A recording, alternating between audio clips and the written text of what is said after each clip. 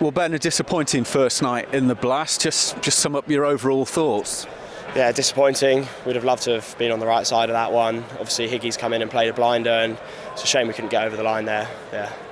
You played very well as well, getting that half century. You must have enjoyed it, even in a losing cause.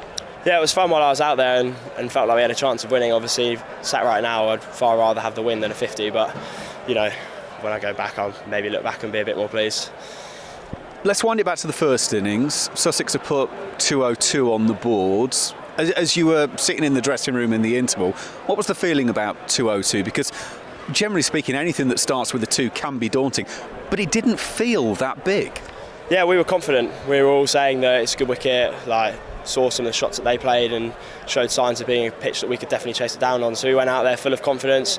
Esky and Kane obviously got us off to a start where they were playing shots that we knew that there were runs out there, and yeah, we always felt like we were just a touch behind, maybe 5-10 runs, and unfortunately at the end, yeah, we were 10-15 runs behind.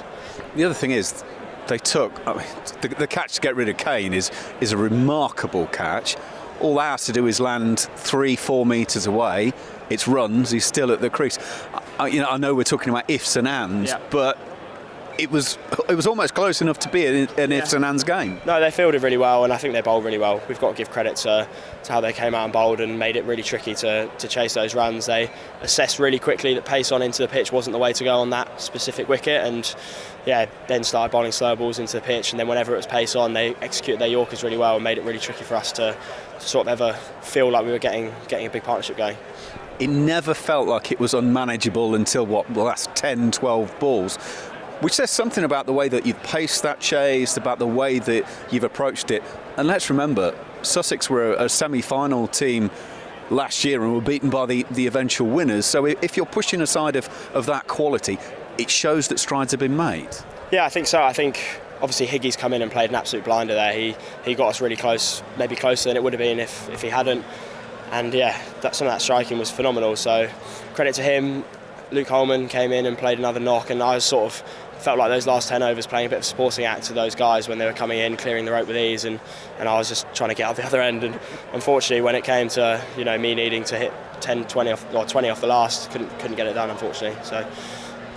What's it like when you're standing at the non-striker's end and someone like Higgy just wallops it into the top tier of the grandstand? I mean, what goes through your mind? Probably can't repeat it on camera. I mean, so yeah, some of those shots were ridiculous. He was obviously setting himself up really well, and some of the swings he put through the ball to get it into the top tier were ridiculous. So that's obviously a massive confidence booster for us going into Sunday, and I'm sure, yeah, if we can all chip in there like Higgy has, then we'll definitely be there and thereabouts on Sunday. It's something that you have to do in T20 cricket. You've got to be able to come in and go from the off, yeah, no warm-ups.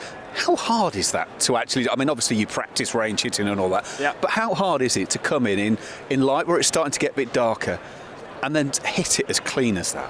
It's tricky because there's such a short turnaround from the championship game. We've only had a few days to properly only focus on the blast. We've had a few sessions over the last few weeks where we've managed to fit in a white ball session and get one there. But yeah, it is tricky to then flip a switch. But it's also quite freeing. I found that going out there, it's not a red ball that's swinging around corners, nipping. So it's quite freeing that you can just go out there, have a bit of fun, back your options, and yeah, know that the coaches and the teammates are backing you to clear the ropes. Great crowd in tonight as well. It's a great noise around the place, wasn't there? Yeah, I've had limited experience in T20 cricket, and yeah, something that I was taking in. It's always fun playing in front of a big crowd, noisy crowd. I think when that no ball didn't get, 50-50 call didn't get given our way, it was as noisy as I felt in the outfield. So yeah, it was pretty cool. Of course, the great thing about this competition is no time to think about it. I'm sure the management are already talking about, right, let's get things right and get ready for Glamorgan, and as I said, this competition there's no time to think. You're straight back in. Yeah, it's a hungry group now. We're desperate for wins, and I think a lot of conversations are already happening about where we can get 1 or 2% better, and yeah, on Sunday we've just got to put those right, and it's a great opportunity for us to do that.